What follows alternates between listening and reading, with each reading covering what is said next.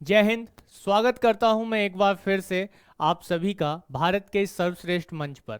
इसके साथ ही हम मुझसे हमेशा हर कोई ये पूछता है कि आप अपने बात की शुरुआत या किसी से मिलते हैं तो जय हिंद क्यों बोलते हैं, या आप उसकी जगह गुड मॉर्निंग, गुड आफ्टरनून या नमस्कार, प्रणाम इत्यादि चीज जो शब्द हैं इनका उपयोग क्यों नहीं करते हैं। तो मैं ये बोलता हूँ कि क्यों ना मैं करूं अपने हिंद की जय जयकार, जब हम देखते हैं कि अंतरिक्ष से लेकर पृथ्वी तक भारतीय लोगों ने अलग अलग क्षेत्रों में अपने देश का तिरंगा ऊंचा किया है। तो मैं अपने स्तर पर एक छोटी सी पहल क्यों नहीं कर सकता हूं कि अपने अभिवादन में, अपनी बातचीत में जब हम किसी से मिल रहे हैं तो एक बार अपने हिंद की जय जयकार क्यों ना करें, चाहे वो हमारे खिलाड़ी हों या हमारे वैज्ञानिक हों या भारतीय सीमा पर तैनात हमारे भारतीय सैनिक हों।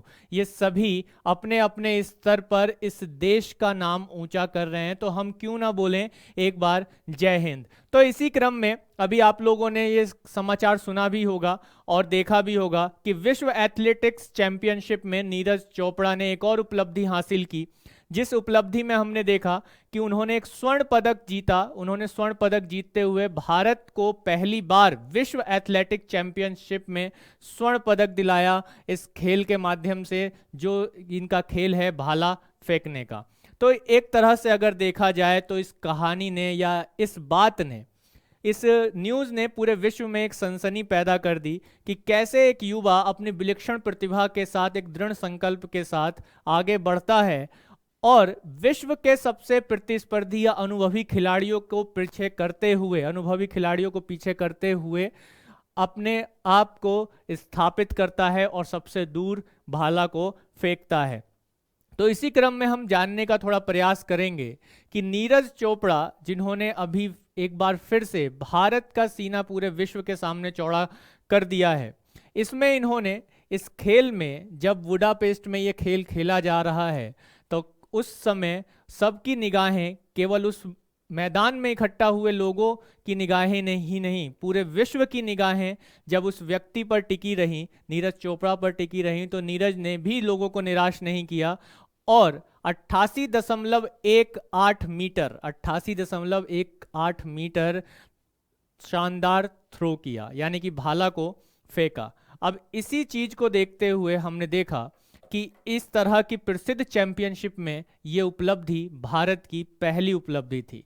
वैश्विक मंच पर सर्वश्रेष्ठ जो प्रतिभाशाली लोग हैं, सर्वश्रेष्ठ प्रतिभाशाली जो खिलाड़ी रहे, उनके साथ प्रतिभा करना और लगातार उनको हराना, यह अपने आप में नीरज चोपड़ा और भारत के लिए एक बहुत बड़ी उपलब्धि रही है, जिसमें हमने देखा कि पाकिस्तान के जो खिलाड़ी रहे अरशद नदीम, उनको भी हराया इन्होंने, और इसके साथ साथ चेक गणराज्य जो कि जैकब वर्ल्डलेज हैं, इनको भी इन्होंने हराया, जो कि एक अनुभवी एथलीट खिलाड़ी हैं।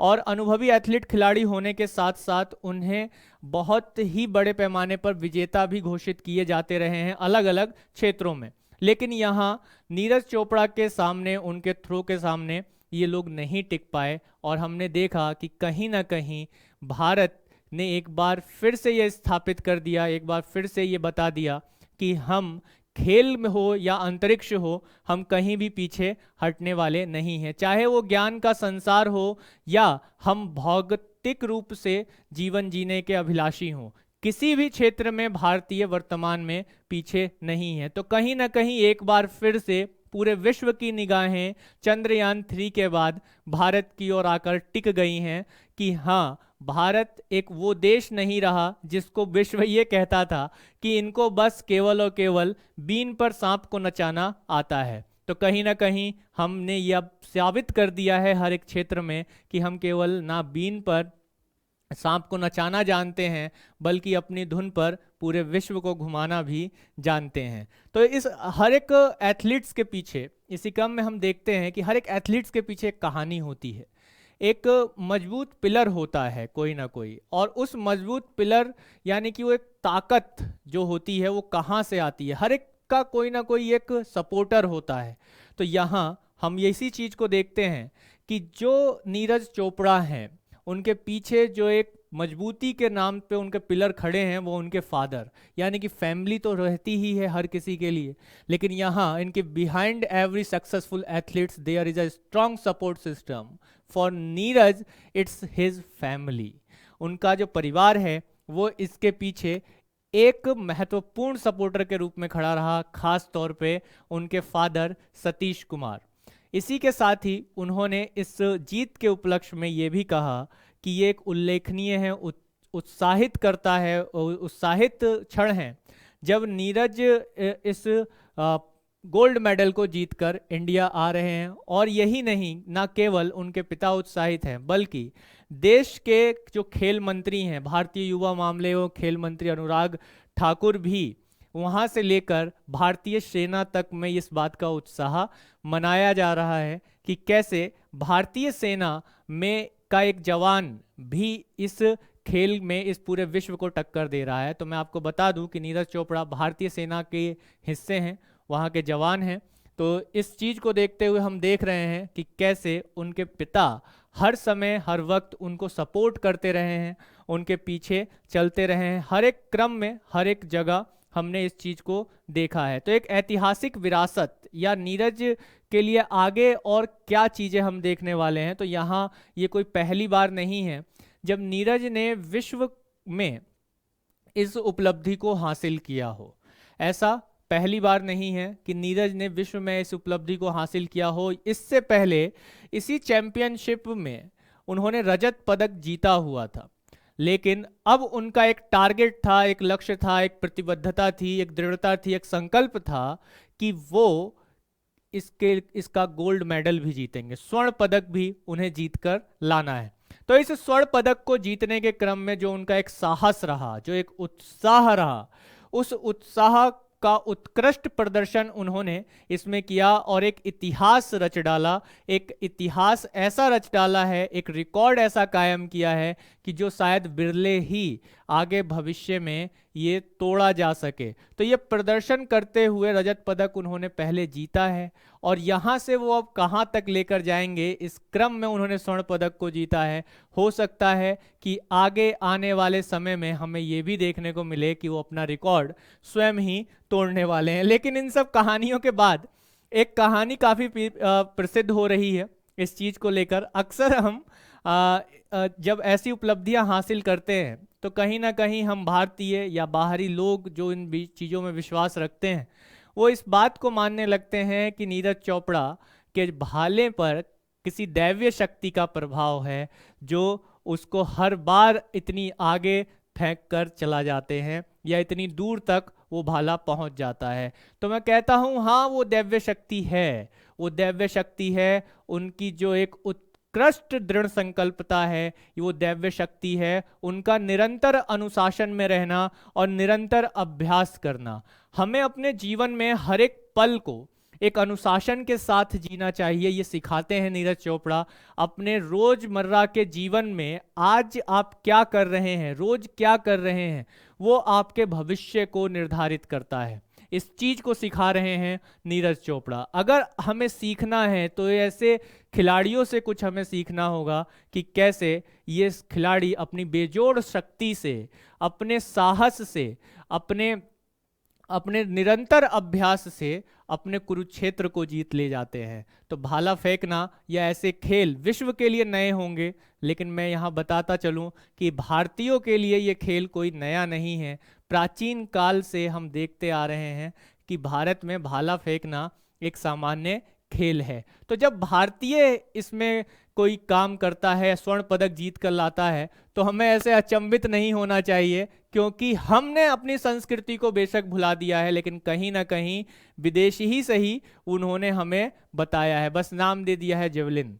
ठीक है, तो यहाँ पर इस चीज़ को हमें जानना होगा और समझना होगा कि हमारी एक प्राचीन संस्कृति में भी भाला फेंकना रहा है, चाहे वो महाभारत काल हो या अब वर्तमान की स्थिति हो। तो इन स्थितियों को देखते हुए हम ओवरऑल ये कह सकते हैं कि कोई देवता का आशीर्वाद टाइप नहीं है, बस एक दृढ़ संकल्प है। ये कहानियाँ और किदमतियाँ बनती रहती हैं और आगे भविष्य में आती रहेंगी इस तरह की अफवाहें, लेकिन हम कहीं ना कहीं ये कह सकते हैं कि आपके पास अगर दृढ़ संकल्प है, यूनिटी है, अनुशासन है, डिसिप्लिन है लाइफ में। आपके पास रोज आप क्या कर रहे हैं उसका एक बही खाता है कि आपका आज कैसे आपके कल को स्वर्णिम बनाएगा, स्वर्ण पदक तक लेकर जाएगा। ये चीज आज जो आपने किया, आज का जो आपका रूटीन है, इस पर निर्भर करता है।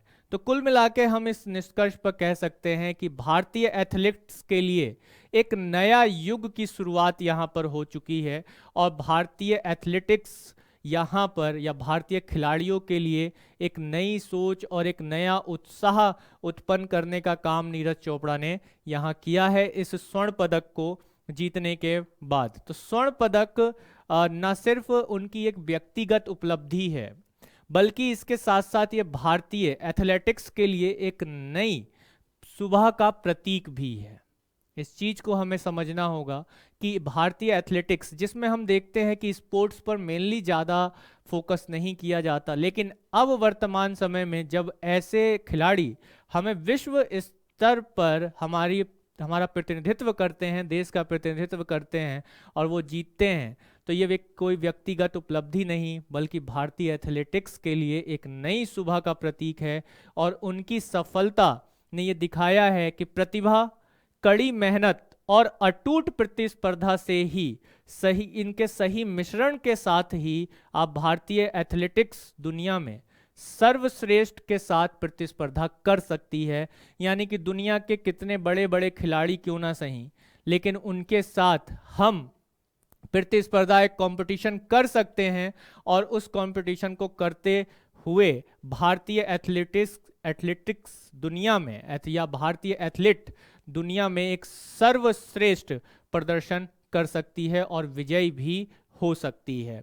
इसी क्रम में जैसा कि हम सब ये जानते हैं कि नीरज की उल्लेखनीय उपलब्धि का जश्न हम मना रहे हैं, हम भारतीय खेलों के उज्जवल और अधिक सुनहरे भविष्य की भी हम कहीं ना कहीं यहाँ कामना करते हैं। तो जीवन में एक डेडिकेशन होना जरूरी है इस खेल के लिए। तो कहीं ना कहीं हम कह सकते हैं कि अनमैच पावर, यानी कि एक मिथ और एक जो कंसेप्ट हमारा चलता रहा है। तो लाइफ में अगर हमें कुछ पाना है, जो एक कंक्लूजन हमारा निकल कर आता है सीधा सीधा, कि भाई एक एथलीट्स हो या जीवन में आप जिस भी लक्ष्य को प्राप्त करने की बात करते हैं, उस लक्ष्य में अगर आप आगे बढ़ना चाहते हैं, एक सक्सेस होना चाहते हैं, तो आपको राइट है कि आप एक हार्ड वर्क करें, सही मायने में या सही दिशा में, राइट डायरेक्शन में हार्ड वर्क करें, प्रतिस्पर्धा करें और इसके साथ साथ एक दृढ़ संकल्प के साथ आगे बढ़ें।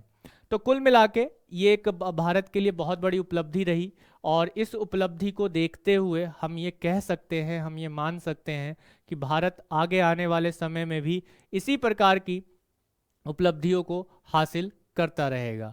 तो मिलते हैं अगले सेगमेंट में। ये सेशन आपको कैसा लगा कमेंट करके जरूर बताएं, और इसके साथ साथ ध्यान रखें कि भारतीय जो खिलाड़ी एथलीट्स हैं, नीरज चोपड़ा, इन्होंने अभी स्वर्ण पदक को जीता है, जिसमें 88.17 मीटर का इन्होंने भाला फेंककर एक रिकॉर्ड कायम किया है सेकंड अटेम्प्ट में। चलिए, तो मिलते हैं अगले सेगमेंट में। तब तक अपना ध्यान रखें और जय हिंद जरूर बोलते रहें। अपने मित्रों से मिलें, अपने परिवार से मिलें। तो एक बार जय हिंद बोलते हुए मैं आपसे विदा लेता हूं।